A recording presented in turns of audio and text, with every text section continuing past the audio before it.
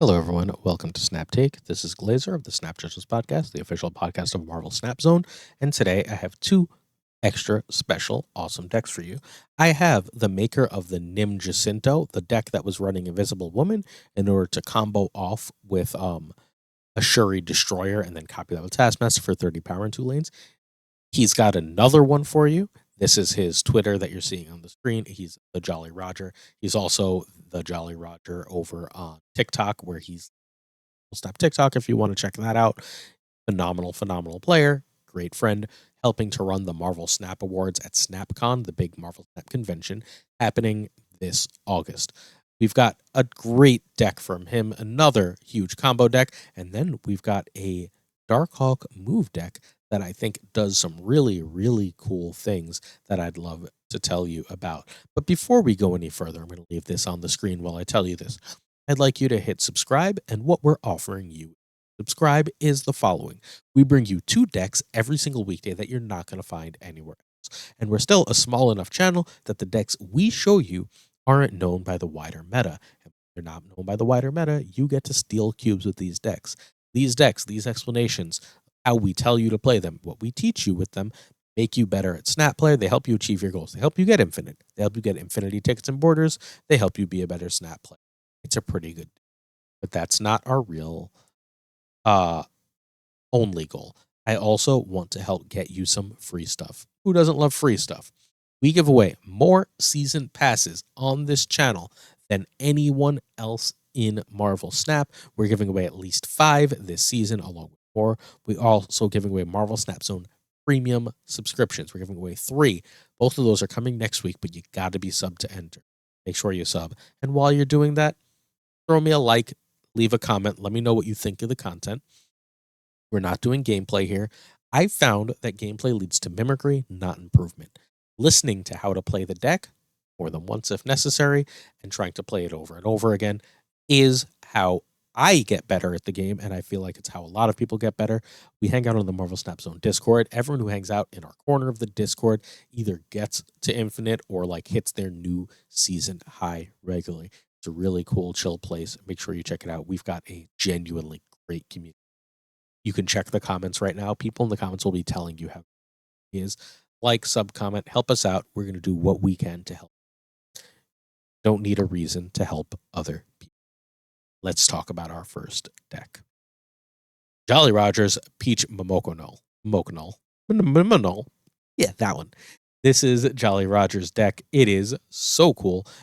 He actually made this last season. I changed one card. I changed Killmonger for Magic. Killmonger is good, but I'd rather have Magic here because it lets me do one of my favorite combos without any bullshit shenanigans. I don't necessarily need Invisible Woman.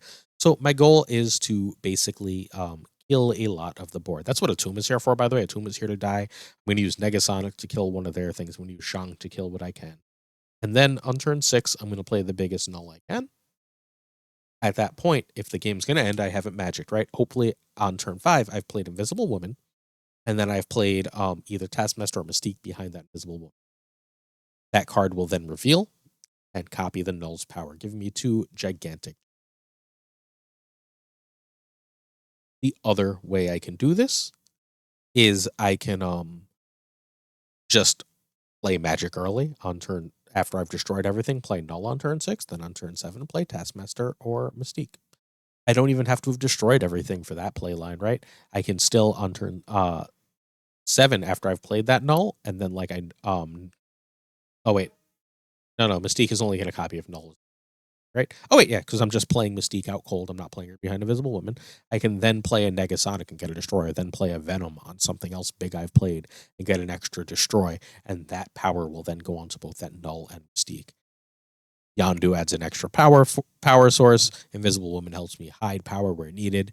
If I want that Attune of power, because I'm not going for that play line, Invisible Woman with Attune behind it is a perfectly play. Amusingly, I can kill Atuma and then Phoenix Force, right? Bring Atuma back, move it into a lane with something else, kill it again. That's an awful lot of power on null right then and there. There's just a lot of really ways. Destroyer is a great way to just like kill the board. You can also go the classic Invisible Woman with Taskmaster and then play Destroyer for 2 15 power lanes. That works just fine too. This deck's combos are absolutely sick and silly, and this deck has so many ways to put absolutely crazy power on the board, and all the magic that's in all these decks does is help do it better. If your opponent plays magic, hey, enjoy. You can just go straight into like Negasonic Venom Shang-Chi nonsense, right? Like you don't have to play your magic if they're playing a magic. You can just start going to destroying stuff to make cards as big as possible. You do really want Null in this deck, but you have full 6 turns to draw No America, full 6 turns to draw Null. The 7th turn Null is significantly worse, right? Although there is a possibility that you've played Destroyer, right, on 6, and then Null on 7 is going to be humongous. There's options here. There's ways to win of Marvel Snap. Jolly Roger is a mad genius who comes up with the silliest and coolest stuff that still manages to win. Try this one out. Let me know how it goes for you. If you don't have Negasonic, by the way, the play is probably Deathlock, but I like that significantly. Deathlock or Carnage, but I like that. You need Null for the Null tech, obviously. And I believe everything else, and Phoenix Force is not needed, but helpful. That can again be a card like Carnage, just fine. A card like Wolf, just fine, as long as you're destroying it. Everything else should be Series 3 in this deck and worth playing. All right. Our next deck is Movehawk. This is a full move Darkhawk deck. It is so cool. It is made significantly better by the Ghost Spider buff. You'll note that we are not bothering destroying our own stuff. Why destroy our own stuff when we can destroy theirs? Zabu is power card with Darkhawk, Shang-Chi, Spider-Man, and Miles, Iron Lad, and Rockslide, and Spider-Man 29. Woo! So many 4-drops. America's in there because there are so many 4-drops. You really do want Zabu. If you can go Zabu into Rockslide, that's obviously a deal. That's going to give you a powerful Darkhawk for late. That leaves you a turn 4 play of like Iron Lad for whatever nonsense you want. But one of my favorites is then either Iron Fist into Spider-Man 29 or Spider-Man 29 into Ghost Spider. Their board is usually not that full at that point, so you get your choice of destroy. That's amazing, right? Like you're going to end up killing.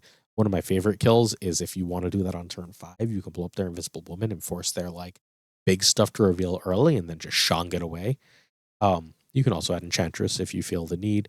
There is enough move that Miles Morales is almost always 1 cost in this deck. You've got your Korg, Rockslide. You've got the 4 cards you always have with Darkhawk. Korg, Rockslide, Zabu, Darkhawk, just because they're good power, good disruption. And if you haven't hit your moves, you want a way to end the game. You know that like your opponent's not ready or there's a location you couldn't otherwise reach. That's what Heimdall is here. Please, please, please do not usually play Heimdall in this deck. It's an extra card, not a key card. The key thing you want to be doing last turn is playing whatever 2 forces are necessary. Usually one is Darkhawk and the other is Shang, but it could be any combination of cards. Sometimes it's something like Darkhawk, a 1 cost Miles, and Korg, or something along those lines, right? Or a Ghost Rider to move your last played card, Darkhawk, or an Iron away from that Shang-Chi. There's an absolute ton of options. Also, if you think just adding 9 power to a location, not adding 8 and then moving things is more powerful, America Chavez is more powerful than Heimdall and worth playing it all the time, or at least an awful lot more than you'd expect. This deck does an awesome job of both disrupting and putting power on the board. I've had this deck for like, I don't know, a week and a half, 2 weeks now, and I've been waiting for the right time to showcase it because I think it's a really cool and really powerful deck. Well, I think now is the time. This deck is really cool and really powerful. I've played it enough to know that like it's one of my look, I love Darkhawk shells. You've been watching this channel at all, you know that we do a lot of Darkhawk shells. This is one of the better ones. You don't have Spider-Man 2099, you can still play this deck. You're probably replacing 2099 with, I personally would replace it with Vulture, if anything. I think Vulture card for this kind of deck with your Ghost Spider and Iron Fist plays. It just gets a lot of power relatively quickly. It ends up a 13 a lot of the time, which is, again, a lot of power. If you don't have Zabu and Darkhawk, you're having some trouble. But remember, Darkhawk is right now in Spotlight caches and like either worth buying with tokens or getting. Hopefully you got Iron Lad last week. Can you play this without Iron Lad? Sure. I would just put Enchantress in. I think Enchantress is a really, really strong card. Just do yourself a favor and don't hit your Zabu and Darkhawk, please. But Enchantress is a really, really strong card in the current meta, and it's a card that I would be looking to add to this deck. Look, it's not impossible that she's better than even right now. It's not impossible that this deck should also be running Cloak to go a little bit more all in on move. There's a lot of ways to tweak this deck, but it is a really powerful shell, one I think you're really going to like if you try out. And as you're trying these decks, please don't forget to sub, don't forget to like, don't forget to comment.